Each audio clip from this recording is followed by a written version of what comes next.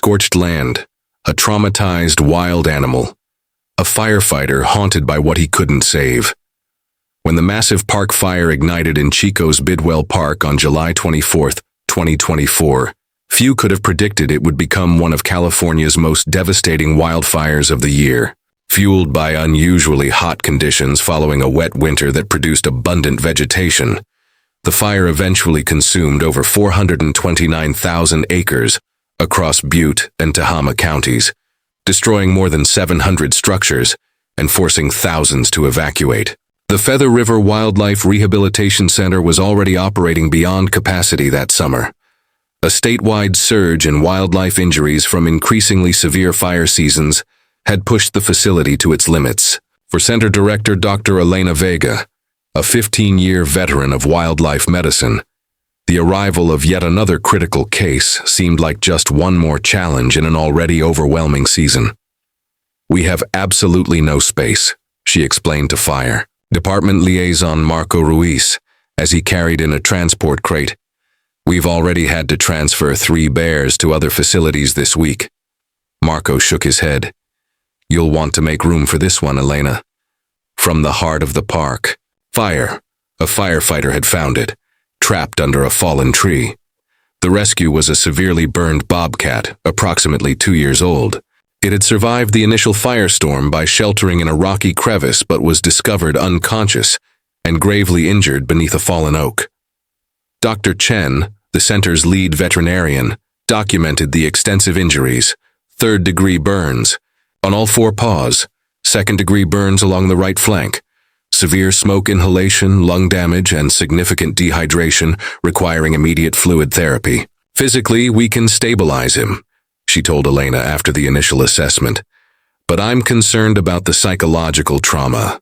Unlike many rescued wild animals that fight or flee when approached, this bobcat, temporarily named Ember by the medical team, showed profound dissociation. When approached in his enclosure, he pressed himself into the furthest corner, his body trembling violently. He shut down completely," observed Kelsey Martinez, the center's behavioral specialist, after her 3rd attempt to connect with him. "Most predators show aggression when cornered. This level of withdrawal indicates severe psychological trauma." For 2 weeks, the staff made little progress. Despite their best efforts, Ember would eat only when the enclosure was completely free of human presence. Security cameras captured movement only during the quietest overnight hours, when he would finally leave his corner to pace in tight, anxious circles. "We're running out of options," Elena admitted during a staff meeting. "If we can't get him to accept minimal human interaction for medical treatment, we may need to make a difficult decision." That Friday afternoon, one day before the deadline they'd set, Kelsey made one final attempt. Rather than approaching the enclosure directly, she simply sat on the floor in the corridor outside, her back against the opposite wall, reading aloud from a wildlife management manual. For nearly an hour, she pretended to ignore the bobcat while maintaining a calm presence. When she finally stood to leave, she noticed something that gave her pause. Ember remained in his corner, but his eyes were now tracking her movement. For the briefest moment, their gazes met, the first eye contact he had initiated since his arrival. "I need 48 more hours," she told Elena, her voice urgent. "There's still someone in there." Reluctantly, Elena agreed to the extension. Neither of them could have anticipated that the following day would bring an unexpected visitor, someone who would change Ember's story forever. Marcus Ramirez hadn't planned to visit the rehabilitation center that Saturday morning. At 32, his role as a firefighter and wildlife rescue specialist with the San Bernardino County Fire Department kept him constantly busy. The recent weeks with the park fire had left him exhausted, and sleepless nights filled with nightmares about the creatures he couldn't save only made it worse. "I'm just stopping by to share some information about trapped animals," he explained to the volunteer at the reception desk. "My team found several deer and a family of foxes in the evacuation zone." Sofia Garcia, the volunteer coordinator, overheard the conversation. "Marcus Ramirez, I think there's a case you should see. I'm working on the file for a bobcat from the Chico fire area." Marcus hesitated, then nodded. "Have a little time. Sophia led Marcus through the center's corridors, past enclosures housing various recovering animals. A bald eagle with a broken wing, a family of orphaned raccoons, and an injured mountain lion. "We're operating beyond capacity due to the fire season," she explained. "But this case has all of us stumped. A bobcat from the heart of the park fire, severely burned but physically recovering. The issue is psychological." As they approached the isolation area, Sophia lowered her voice. "He's been here 2 weeks but still won't let anyone near him. We call him Ember. He probably won't recover enough to return to the wild if he continues to refuse treatment." Marcus stopped in front of Ember's enclosure, careful not to make any sudden movements. In the farthest corner, under dim light, he could see a huddled reddish-brown form. The burns on the bobcat's skin had begun to heal, but its posture radiated fear. "Where did he come from?" Marcus asked, eyes fixed on the animal. "Bidwell Canyon area. A firefighter found him trapped under a fallen tree. They said he wouldn't have survived if he hadn't been discovered." A strange feeling washed over Marcus. He had fought the park fire in its early days before being reassigned. He remembered the Bidwell Canyon area, how quickly the flames had spread, how many animals couldn't escape in time. Without another word, Marcus sat down on the floor about 6 feet from the enclosure, his back against the wall. He didn't look directly at Ember, just sat quietly, creating a non-threatening presence. "What are you doing?" Sophia whispered. "Sometimes with traumatized wildlife, a quiet presence works better than any technique," he said gently. "I just want to try something. When will Kelsey or Elena be in?" "They'll be here in about an hour. Should I leave you here alone?" Marcus nodded, his eyes still on the enclosure. As Sophia left, he began speaking softly, his voice calm. "I remember that day," he said evenly. "When the fire broke out, I was one of the first ones there. We thought we could contain it, but then the wind shifted." Marcus kept talking, about the fire, about the helplessness they felt when they had to retreat, knowing so many animals would be trapped. It was as if he needed to release those memories, and the bobcat had unexpectedly become the perfect listener. After about 20 minutes, Marcus noticed a slight change. Ember was still hiding in the corner, but his ears were now oriented toward the sound of his voice. As a wildlife behavior specialist, Marcus recognized the shift. He continued speaking, his voice lower now, telling stories of the animals he had managed to save, and those he couldn't. When he recalled a burned mountain goat he'd held in his arms during its final moments, his voice broke. In that moment, he saw Ember move. Not much, just a few inches, but enough to notice. "I understand," Marcus whispered. "I understand what it's like to be surrounded by fire, the smell of it, the sound of it, the feeling of not being able to escape." At those words, something changed in Ember's eyes. He still kept his distance, but his focus on Marcus grew more intense.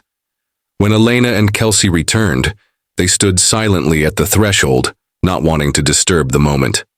"Who are you?" Elena finally asked, her voice low.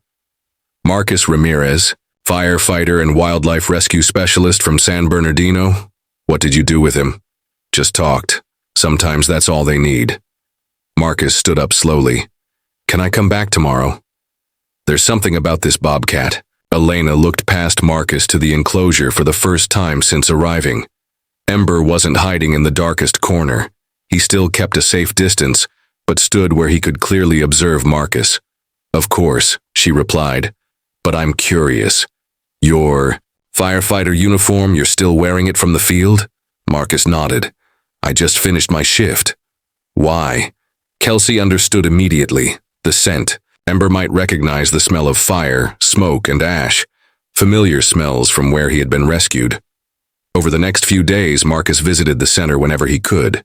He brought his firefighting jacket and gear, which still carried a faint scent of smoke, not enough to be harmful, but enough to spark recognition.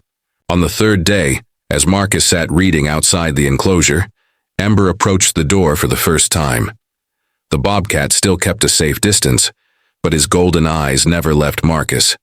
I remember you, huh? Marcus whispered, just loud enough. For Ember, Bidwell Canyon near Horseshoe Lake. I'm the one who pulled the tree off you, aren't I? I didn't think you'd survive. A chill ran down Marcus's spine as Ember made a small sound. Not a threatening growl, but a soft noise, almost like a house cat recognizing its owner. Impossible, Helena whispered, watching through the monitoring camera. Could this be the Bobcat you rescued? I'm not sure, Marcus admitted. I helped rescue several animals during the early days of the fire. But there was one Bobcat. I thought he was dead when I handed him to the animal rescue team. Helena checked the intake records. Ember had been brought in by the fire department's wildlife management team on July 25th, found at Bidwell Canyon. No specific rescuer name was listed. To test the theory, Marcus wore clean clothes on his next visit. There was no special reaction from Ember. But when Marcus presented a piece of his used firefighting coat from the park fire, the Bobcat immediately approached, nose twitching, recognizing the scent. That's you, Marcus whispered, a wave of confirmation washing over him. You're the little one I found under that fallen oak tree. The breakthrough came on the fourth day when Marcus was allowed to enter the enclosure under close supervision. Instead of reacting with fear as he had with everyone else, Ember stayed visible. After 10 minutes of silence, the Bobcat slowly approached, within 3 feet of Marcus. Unbelievable, Kelsey whispered from outside. I've never seen such a rapid change in a traumatized wild animal. In the weeks that followed, a special bond formed. Marcus rearranged his work schedule to visit more often. Ember began allowing other staff to approach when Marcus was present. This was critical for his medical care. He's healing it, Elena said to Kelsey, watching Marcus read inside the enclosure while Ember lay nearby. And I think it's healing him too. Marcus was changing as well. The nightmares from the fires began to fade. He spoke about the guilt he carried, the animals he couldn't save, the flames that never seemed to end. Through helping Ember, he found his own healing. That's why I became a firefighter, he confided to Elena one day. To save those who can't save themselves. But sometimes there are just too many. And that's why we do this, Elena replied. Not to save them all, but to give the survivors a chance. 2 months later, it was time to decide Ember's future.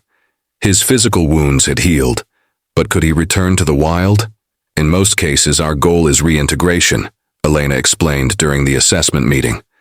But with Ember, I'm concerned about the psychological dependence on Marcus. Though Ember had made great progress, he still reacted negatively when Marcus wasn't around. He tolerated Kelsey and other staff, but true trust belonged only to the firefighter who had saved him. I think I have a solution, Marcus said. I've spoken with the Bureau of Land Management about a preserve near my station. They have a program for monitored wildlife release. Ember could go there with a tracking collar so we can watch over him. Elena considered this. He would be free, but in an area where you'd still be nearby if needed. Exactly, Marcus nodded. And I could join the monitoring program as part of my wildlife rescue duties. On a cool October morning, a small group gathered at the San Bernardino Nature Preserve. Marcus wore his firefighter uniform, familiar to Ember, and held a large transport cage. We chose this area for its stable water source and abundant prey, the preserve's ecologist explained. There are remote monitoring cameras, so we can observe him without interfering. Elena and Kelsey stood nearby, emotional. They had seen many releases, but Ember's was different. Ready? Marcus asked, looking into the cage. Ember was alert, watching the new surroundings. Marcus placed the cage in a clearing with a view of the forest and opened the door. Unlike most releases where animals bolt out, Ember stayed inside. He watched Marcus closely. It's okay, Marcus said softly. This is your home now. You're free. Ember finally stepped out, tentative, nose twitching. He paused, then looked back at Marcus, uncertain. Go on, Marcus whispered, heart heavy but sure this was right. The Bobcat took a few more steps, then suddenly darted toward the forest. At the edge, he turned for one last look, then disappeared. To the trees. Good luck, little friend, Marcus said, voice tight. Elena placed a hand on his shoulder. You did the right thing. And remember, we can still track him. In the months that followed, Marcus checked the tracking data often. Ember expanded his territory, adapting to life in the wild. Sometimes, when Marcus was near the preserve, he would stop by, hoping for a glimpse. He rarely saw Ember. But knowing he was out there was enough. The data confirmed it. Ember was hunting, thriving, living as a true wild bobcat. A year after the park fire, Marcus and Ember stood again on a hill overlooking the burned land, now green with new life. Shoots sprouted from charred trunks. Wildflowers brightened the ashen earth. Look at that, Marcus said softly, though he knew Ember didn't understand. Life goes on, even after the firestorm. Ember stood beside him, unleashed, uncaged, free, but choosing to stay. The bobcat surveyed the land, golden eyes catching the afternoon sun. In that moment, they were both survivors, man and wild animal, healed by a bond that transcended species. A bond forged in fire, strengthened by trust, and a living reminder of the resilience not just of nature, but of the heart. If this story touched your heart, hit that subscribe button now. Share it with someone who needs inspiration today. Help us keep bringing amazing true stories to you. And remember, sometimes the right connection can change everything.